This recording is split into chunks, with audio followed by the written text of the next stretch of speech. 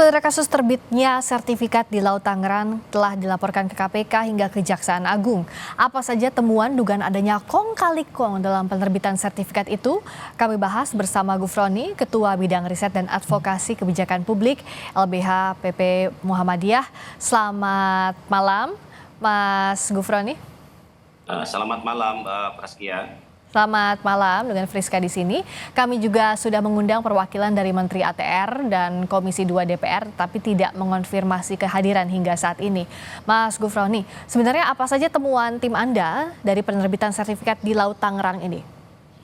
Ya, jadi memang hasil investigasi kami ya, di beberapa desa itu memang ditemukan kasus serupa seperti yang terjadi di Desa Pohon. Ini kurang lebih ada 16 desa yang posisinya sedang mengajukan permohonan penerbitan sertifikat. Ya. Dan ada satu desa, Desa Krojo namanya, itu ada pengakuan dari beberapa warga yang namanya dicatut dalam daftar permohonan ke BPN itu, Pak. Oke, nah sudah ditelusuri siapa-siapa saja yang mencatut nama itu dan kok bisa warga dicatut namanya, diambil datanya untuk memohonkan yang katanya untuk membuat sertifikat itu?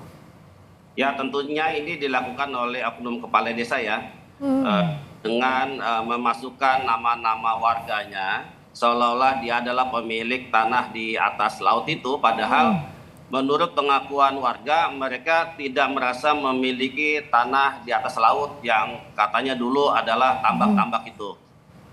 Nah, kalau pengacara pengembang PIK 2 Mu'anas Al-Aidid bilang bahwa itu dari Girik tahun 80-an, 82. Nah, apakah iya kalau dari temuan Anda? Jadi begini, Mbak. Jadi sebetulnya ini adalah modus untuk mereka seolah-olah ini didapat dari warga ya melalui transaksi jual beli. Nah, kami menduga bahwa ini adalah akal-akalan. Jadi girik yang ada itu adalah girik palsu, yang kami yakini adalah girik palsu, dibuat tahunnya mundur ya, dan mencantumkan nama-nama orang yang sebagiannya mungkin orang yang sudah berusia tua. Begitu, Mbak. Oke, dan jadi data itu didapatkan dari kepala desa? Ya, tentu saja kepala desa, karena kan girik semuanya kan letter C kan ada di desa. Jadi mereka bisa ubah-ubah itu ya sesuai dengan luasan wilayah di pesisir Tangerang itu. Jadi warga itu baru tahu setelah ada kasus ini atau bagaimana, Mas Gufroni? Sebetulnya dulu sempat terungkap di bulan September 2024 ya, Mbak. Cuman tidak seramai hari ini. Jadi ketika ini menjadi viral, warga menjadi paham ternyata ini ada kaitan dengan yang di Desa Pohon. Oke, waktu September lalu mereka mendengarnya seperti apa, Mas? Jadi begini, awalnya itu surat yang diajukan ke BPN itu ya, itu mungkin ada dari pihak desa yang men-scan gitu ya. Men-scan kemudian di-upload di salah satu grup BA. Dari situlah kemudian surat yang surat kepala desa Pohon berkepala desa Krojo itu tersebar sampai sekarang, dan kita sedang menelusuri terkait apakah betul surat ini dibuat oleh kepala desa. Nanti kita cek ke BPR juga. Oke, grup WA-nya masih ada, artinya buktinya kan ada di sana ya, Mas? Kan sudah dalam bentuk PDF ya, surat yang kantor kepala desa Krojo, dan di situ ada sekitar 17 nama ya, nama warga yang diduga dicatut dengan luas wilayahnya sekitar 80 hektar. Oke, warga waktu itu dapat surat berbentuk PDF itu dari siapa yang menyebarkan?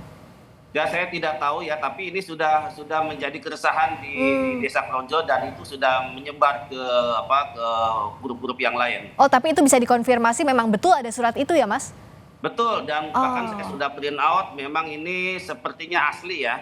Dan kalau dilihat bentuk suratnya itu mirip-mirip dengan yang di Desa Pohon.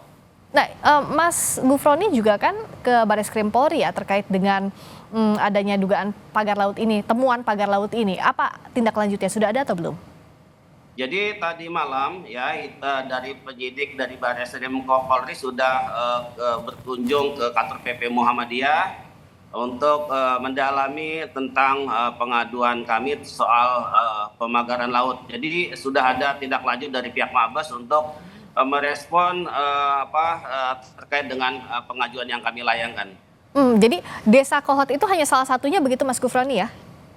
Kan ini yang muncul baru Desa Kohot ya, karena memang di dalam aplikasi apa namanya Bumi Ater kan yang muncul itu, karena Iya. sudah terbit HGB dan SHM-nya. Sementara 16 desanya ini kan belum, karena kan sedang diproses oleh BPN. Dan sekarang Oke. sudah terungkap, maka mungkin rencana untuk kapling-kapling laut menjadi tidak berjalan. Tapi yang sudah ada di aplikasi memang terdata di sana Kohot ya, Mas ya. Kalau bagaimana PP Muhammadiyah juga menanggapi saat ini soalnya kepala desa Kohot tidak bisa ditemui di mana-mana, di rumahnya kosong. Apa yang didesak oleh Anda dan oleh LBH AP PP Muhammadiyah soal ini? Ya, kami sudah sampaikan ke teman-teman dari Barreskrim Polri saat berkunjung ke kantor kami, minta agar segera tangkap kepala desa Kohot ya, karena dikhawatirkan dia akan melarikan diri dan menghilangkan barang bukti. Karena sekali lagi semestinya kepala desa Kohot yang waktu itu juga pernah berdebat dengan Menteri ATR BPN tahu persis soal penerbitan itu ya? Ya, karena kan dia yang merekayasa semua itu, termasuk dia yang menolak soal adanya Ini dugaannya ya? pembakaran laut itu. Dan dugaan ini semestinya bisa dikonfrontasi di depan kepolisian jika segera masuk ke penyelidikan ya Mas? Dan kami yakin bahwa sudah ada 2 alat bukti yang cukup ya untuk bisa menjadikan kepala desa Kohot untuk dijadikan tersangka. Bukti apa saja Mas yang sudah dibawa berupa dokumen apa dan apa? Tentu saja itu kan polisian kan sedang koordinasi juga kan dengan Kementerian ATR BPN. Saya yakin pihak polisi sudah mendapatkan data-data itu semua ya, dan kami yakin memang sudah ada rencana jahat untuk semacam jual beli kapling untuk dijual ke anak perusahaannya Agung CD Group. Kalau Mas Gufroni waktu itu membawa ke Barreskrim, apa saja bukti yang dibawa? Apakah bukti jual belinya atau sertifikatnya atau apa? Waktu itu yang kami adukan adalah soal pemagaran lautnya saja ya. Jadi kita bawa bukti tangkapan layar ya terkait dengan nama-nama yang diduga di balik pemagaran laut itu. Lalu kemudian kan sekarang berkembang soal munculnya HGB dan SHM yang ternyata itu palsu. Maka dalam perkembangannya kami juga minta kepada pihak kepolisian untuk coba menelusuri tidak hanya soal kasus pemagaran lautnya, tapi soal mengenai penerbitan HGB dan SHM yang memang itu jelas-jelas adalah manipulasi atau rekayasa yang dilakukan oleh kepala desa dan tentu perangkat desa yang terlibat. Oke, kadang kan dalam pembuktian, bukti yang dibawa saja tidak cukup, tapi harus bisa dibuktikan keabsahannya, termasuk juga ada kantor bukti dari pihak yang dilaporkan. Menurut Anda punya bukti yang lebih kuat dari itu? Kan dari tim advokasi ya, untuk warga desa Kohot kan sedang melakukan ini ya, investigasi ya.